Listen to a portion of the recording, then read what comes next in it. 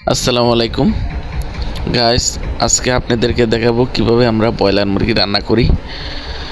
তো আমরা ব্রয়লার মুরগি রান্না করার জন্য আমরা যেহেতু মেসে রান্না করি, তাই ব্রয়লার মুরগিটি একটু কেটে বড় বড় পিস করে নিলাম। প্রথমে আমরা দিয়ে দিলাম কড়াইতে তেল, এখন দিয়ে দেব পেঁয়াজ। আমাদের পেঁয়াজটা দেওয়া শেষ হলে এখন দিয়ে একটু লাড়াচাড়া দিয়েই শুরু করব। এই যে দেখেন, একটু ভালো করে লেড়ে চেড়ে আমরা পেঁয়াজটা আস্তে ধীরে বাছতেছি। তো তার মধ্যে দিয়ে দেব এলাচি এবং দারচিনি।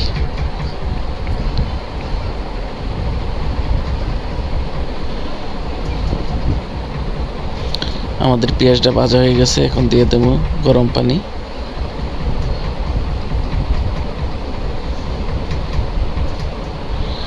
এখন দিয়ে দিলাম আদা রসুন। আমরা ব্লেন্ডার করা ছিল আদা রসুনটা, তাই দিয়ে দিলাম।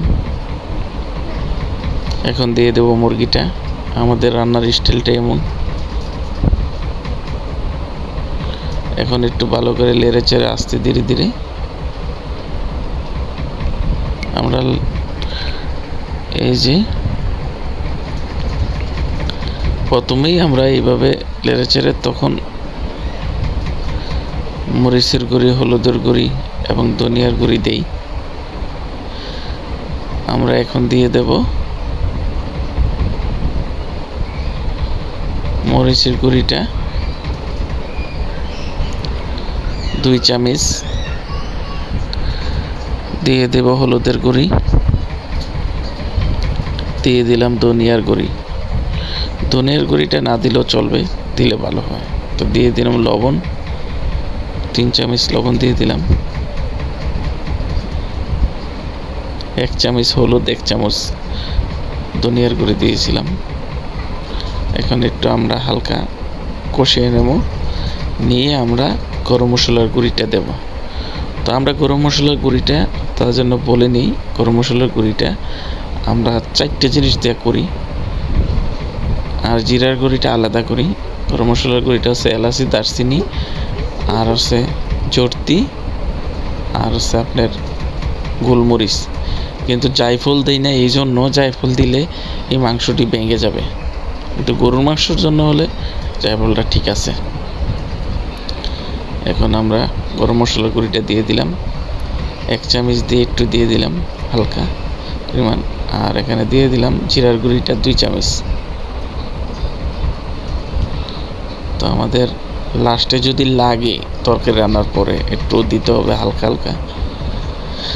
এখন ভালো করে কষিয়ে যখন আমাদের পূর্ণাঙ্গ তেলটা বেড়ে যাবে তারপরে আমরা দিয়ে দেব। এখন আমরা কষিয়ে নিচ্ছি, ভালো করে কষিয়ে নিয়ে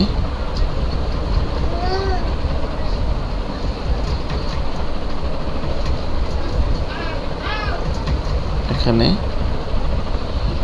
ভালো করে কষিয়ে নিলাম। আমরা এখন দিয়ে দেব পানি।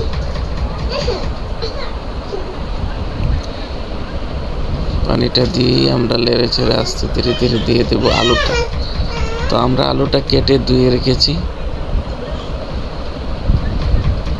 তো আলুটা যদি পরে দিই হয়তো সিদ্ধটা কম হবে, কিন্তু ব্রয়লার মাংস এত সিদ্ধ করে রান্না করতে হয় না, গরুর মাংসের মতো বেশি টাইম নিয়ে রান্না করা যায় না, হালকা কম এতে। তাই আলুটা আমরা জল দেওয়ার পরে ওই আস্তে ধীরে দিয়ে দিই, সাথে সাথে দিয়ে দিই। এখন আমরা লেড়ে চেড়ে নিচ্ছি। তো বন্ধুরা, আমার চ্যানেলটা সাবস্ক্রাইব করে দিও। তোমরা যারা আমার ভিডিওটা দেখো, তোমাদের লাইক, কমেন্ট, শেয়ার করলে আমি খুব অনুপ্রেরণা পাই যে ভিডিওটি করতে। তো আমাদের মাংস প্রায় হালকা হয়ে গেছে, আস্তে ধীরে ধীরে হয়ে যাচ্ছে। এই যে দেখো, এটা আমাদের মেসের রান্না, তাই অনেক মানুষের রান্নার জন্য আমরা ঝোলটা একটু বেশি পরিমাণ দিতে হয়, কিন্তু ঝোলটা হালকা ঘন করি। অনেকটা ঘরের মতন বেশি ঘন করা যায় না, কারণ মানুষ একটু ঝোল খেতে পছন্দ করে আমাদের মেসের লোকেরা।